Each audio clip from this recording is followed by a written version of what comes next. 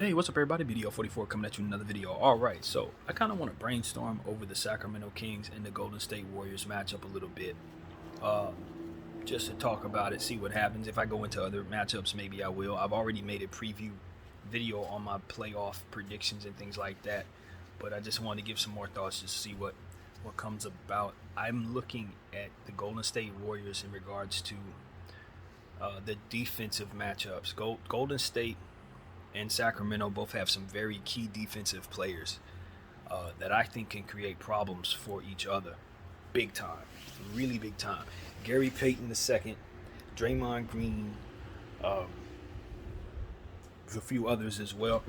On the Golden State Warriors that you have to take extremely seriously, those minds come to mind. Klay Thompson, obviously, even though he's not the same defensive player, he's still a fantastic defensive player, getting in much better shape.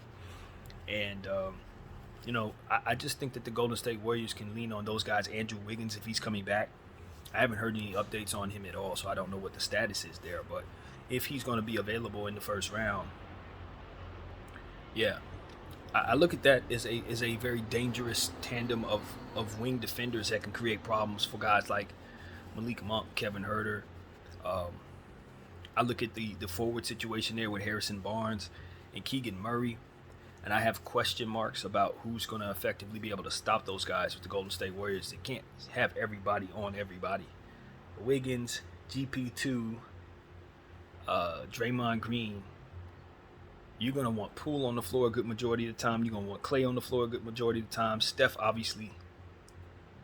Kuminga, he can also be a part of that wing tandem. So I guess you look at the wings and you say, okay, well, they do have the guys to throw at them. A very healthy GP2, which from what I understand, he's healthy again. Wiggins, already proven. Draymond, already proven. Champions, proven. Problem is, I don't know that they are prepared for all of the different weapons that the Kings actually throwing at them. When you consider what the Kings have on their side, first of all, you got to deal with Sabonis, who's going to be a physical presence in the paint. He's going to be driving at the rim, and he can shoot a set three-point shot too. He's going to be making plays for other people. He's going to play like a superstar as always, and he's going to be in playoff mode, which for him we really haven't seen very much because he's been stuck in Indiana and Orlando in bad situations. So I'm curious to see how this player is going to perform in the situation. Same thing with De'Aaron Fox, who's going to offset a lot of what the superstars and the Golden State Warriors potentially could do. When you consider the production you expect from De'Aaron Fox, and you think about the production you expect from Steph Curry, it ain't too far off. And so you look at that matchup, it's like, all right, that's there. And then you look at the bench. The bench is where Golden State is going to have to really, they're going to have guys play very well in order for them to match up with this Sacramento Kings team. I think about, again, Kevin Herter, Malik Monk, Davion Mitchell, defensive player, another defensive guys that needs to be very much considered in this series. If the Sacramento Kings decide they want to just stick Davion Mitchell on either Jordan Poole or Steph Curry, it is going to affect them. I'm telling y'all right now, it's going to affect them. I don't know how much the Kings can afford to do that based on the fact that they'll need other guards on the floor, which is going to get a little tricky for Mike Brown. But if you just have to throw somebody at Steph Curry, there aren't too many players in the league that I think would do a better job than Davion Mitchell. Not many. And his defense is going to, if the Sacramento Kings are to overcome the Golden State Warriors some magical how, it's probably going to be because Davion Mitchell played crazy great. Plays crazy great with his minutes. He's basically going to turn into Marcus Smart in these playoffs. If that happens, which is highly probable in my mind based on his skill set, where he was drafted, how he's been playing for the last couple of weeks, he is a dangerous wild card for Sacramento. Dangerous. Because he has a level that people haven't seen, and he's a lottery talent, as I've already stated. So at any moment, he could stop acting like a bench player, which could make things a little dangerous for the Golden State Warriors. So I'm wondering, the Golden State Warriors were able to benefit a great deal from shooting against the Blazers, but the Blazers depleted completely. If the Golden State Warriors, and I say the same thing about my Lakers, if the Golden State Warriors think they're going to be able to win basketball games with just shooting the three ball, I don't know if that still works in the league today. I don't know, especially with some of the depth that some of these teams have. Some of the teams that they're going against, including the Kings, can shoot the three very well. Kings are not a team that is incapable of lighting you up from behind the arc. They're one of the best three-point shooting teams in basketball right now, just like the Warriors are. So, obviously, they're not better three-point shooting team than the Warriors. But when you consider the efficiency of a Malik Monk, he can keep up. And he can outduel you if you're having an off night. That's how that goes. And this is coming from somebody who watched him all last season as a Laker. He don't miss much. Just in general. He just doesn't miss much. So, Malik is going to have a big series if you ask me. Like I said, Kevin Huerter can shoot a lot as well and be efficient. And then you just think about De'Aaron Fox getting a breather while all of this is happening. I just think the Sacramento Kings need to be taken very seriously. Very seriously.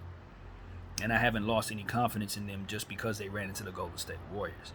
It's just the experience of the Golden State Warriors that makes me look at them and say they can do something against this Sacramento team. Sacramento's just not been there before. But as I said last night in my preview, they have the bodies physically and talent-wise. They should have a little more than the Golden State Warriors, depending on the level that the Splash Brothers are playing at, of course. Because if Steph wants to go for 60, that's a different story. But there's no guarantee that they don't have the ability to match you bucket for bucket with all of the different weapons that the Sacramento Kings have. And they do have home court advantage against a Golden State Warrior team that can't seem to win on the road. So the idea that I have in my mind is potentially the Golden State Warriors could drop the first two games just off tendency alone. And if that happens, I don't know if I still favor them to win the series. That's why I want to come here and talk about it. Because I picked them to win the series, but their tendencies tell me that they can't win on the road. If that holds true, without home court advantage, they're going to be in a hole they may not be able to pull themselves out of. Because Sacramento's is a little deeper than them. You know, it just becomes a situation where Sacramento's going to be able to overpower them with the various weapons that they throw at them. This is why I didn't want to play Sacramento in the first round, because I know how deep they are. I know exactly how deep they are. So Golden State is the one team that I would say, okay, that's just a bad matchup for the Sacramento Kings. But it's not because they cannot beat them. It's just the Warriors probably have just enough to beat them and the experience to do so. But that may not hold up. That's what I'm here to tell you. That may not hold up. Sacramento's been a better team all year long. It ain't even close. And Sacramento's healthy. There's nothing keeping Sacramento from playing as well as they have been playing, but our skepticism that they're actually going to do it. It's nothing keeping them from doing it. You understand what I'm saying? Golden State is bringing back players that have not been in shape. GP2 has been hurt all season long. Wiggins has been out with personal circumstances for more than a month.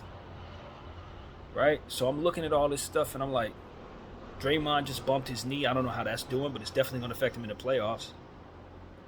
You know, that's just how it goes when you're at this age and this stage in his career. I think Steph is looking just fine. Obviously, like I said, Clay's in great shape. Poole, those guys are in great shape. They're all ready to go.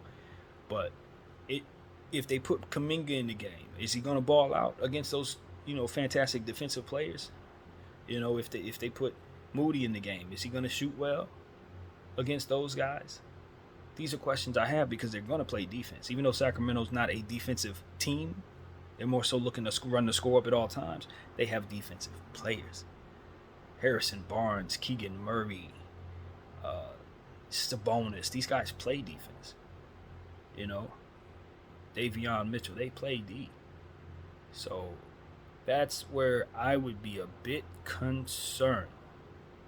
They got length. They obviously got the centers. We've talked about that all season long about Sacramento and their 5 or 6 man center rotation that goes deep. And then I'm just looking at the forwards, man. They got a lot of them. Davis, let's say that guy has a good series. That can be a problem.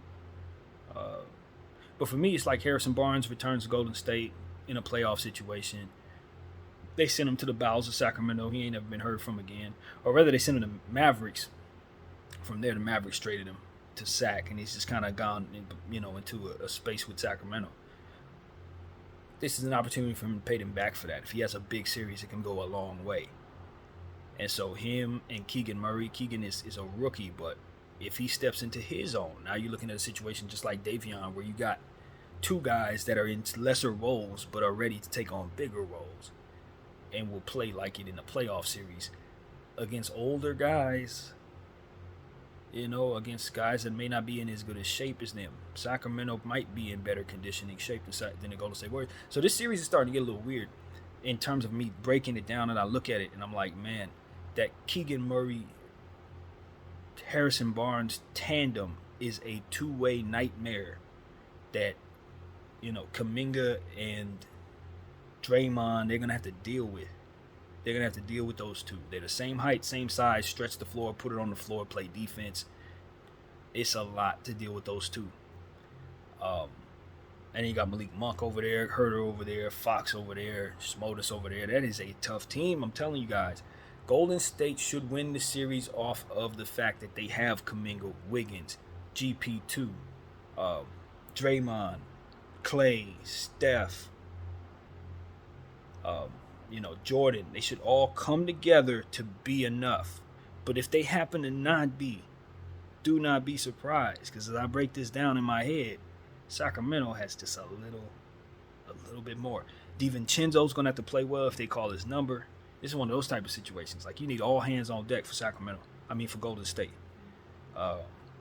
Which I expect them to have. At this time of year, with that team, they should be ready. But I think that the road woes of the Golden State Warriors should not be poo-pooed as it pertains to these playoffs. They're going to lose some road games. That's who they are. It's why I don't think they're going to win the championship as talented as they are. Now, a lot of things can change if you use different players. If they're going to move up Baldwin, who they haven't used all year, move up Moody, who they haven't used all year, obviously GP2, new player to their system based on the fact that he was with Portland to start the year. So these are players that didn't harbor those tendencies that made them a bad losing team on the road. If they can kind of lean into those guys with different tendencies, maybe they can have a different result. So that's kind of what you're hoping for if you're a Golden State Warrior fan. It ain't the same dudes. It ain't Lamb. That ain't Green. You know what I'm saying? It's different dudes. And those were the dudes you were losing with on the road every night. So hopefully that's what this will translate to for them. But Sac, they're looking to light the beam. They ain't been in the playoffs in a million years. They feel like they got screwed out of the best years they ever had against us, which I never agree with that. I'm not gonna lie to y'all. I ain't never agree with that. Even though I know games could have been fixed, if I'm looking at those games and saying they were fixed, I'm looking at the games that led up to those games saying they were fixed too. I'm looking at other games and other series, I'm saying they were fixed too. Those are the ones you were paying attention to. They weren't only fixing one or two series. Anyway, that's just my talking. But at the end of the day, Sacramento feels like they had a gripe. And I'm pretty sure they want to see us in the second round. They hope it would be there. Yeah, I think that. So, yeah, I do think that they just caught a bad first round matchup. But if they don't overly respect the Golden State Warriors, and they come out as confident as they should feel based on the records, not the names and the history and all that. If Sacramento just looks themselves in the mirror and say, we've been a better team all year, and it plays like it, yeah, you'll see an upset. You'll see an upset that goes against my 6-game Golden State prediction. But I'm of the mindset that Steph Curry and Klay Thompson and Jordan Poole, healthy, are not going home in the first round. It really didn't matter who they ran into. Honestly, it really didn't. That's going to be my statement until somebody proves to me that they can beat them in the first round. Healthy. Nah, I just don't see it. Even if you have a little more, you still don't have enough, because Steph is going to do that. And so is Klay. And that's how that's probably going to go. Yeah. But Davion Mitchell's defense and Keegan Murray's defense, if those guys lock down the right players, if Mike Brown puts those players on the right guys and they have success, Sabonis production means more to you then. Malik Monk's 3-point shots mean more to you at that point. All of the different things that Sacramento can do starts to more so cater to winning if they can find some type of way to turn those defensive players into players that take possessions away from the Golden State Warriors. So that's how that goes, man. That's how that goes. Very good matchup. Very, very good matchup on paper in my mind. And a lot of unproven guys on Sacramento's side versus a lot of older guys with a lot of experience and a lot of wear on their wheels on the Golden State side. That's what I see there. So yeah, man, I'm telling you, this is not a series that I think I should be as confident in. The more I think about it, I would love if Golden State had home court advantage in this particular matchup for their sake, but no, they're going to be in Beamtown, and that's going to be a big deal. So I don't know, man. I predict the Golden State Warriors could potentially get off to a slow start, but will ultimately win the series in six because I'm not going to come off of what I believe. They just have just enough wings, just enough defensive players to probably offset every single thing that the Sacramento Kings are throwing at them. Just enough. And I don't know if Sacramento has enough defenders on their side to offset everything that Golden State's going to be doing, especially if Clay and Steph do that thing they do. I don't think so. Davion's only one person. And so that's how I look at that, man. That's kind of how I look at that. Just kind of wanted to break down my thought on that series. Um, and I'm not really sure if I should lean in on what it is that I see there or the experience of the players that I think ultimately are just going to toy with Sacramento's inexperience all series long. I've been listening to Golden State Warriors fans talking about how Steph Curry hasn't been refereed right. They've been refed poorly all season long, from what I hear. Fans can't trust fans. You don't know who's looking at it through what lens. But what I can say is, if that's the case, it's definitely something we need to put in our minds as a tea leaf and look out for. If Steph isn't being officiated right or what have you. So it's just something to think about. But that's what I got to say, man. Golden State Warriors, Sacramento Kings. I'm not sure exactly when that series starts, but sometime this week, I'm pretty sure. And yeah, we'll have our ears open to that series just like we will pretty much everything else. I don't think I'm going to break it down like I did last year. Last year, I broke down every game or every series, and I don't think I'm going to have the time for it throughout the playoffs this year. But I'll chime in where I feel and give y'all what I got. So that's what I have to say. Video 44. I thank you all for watching.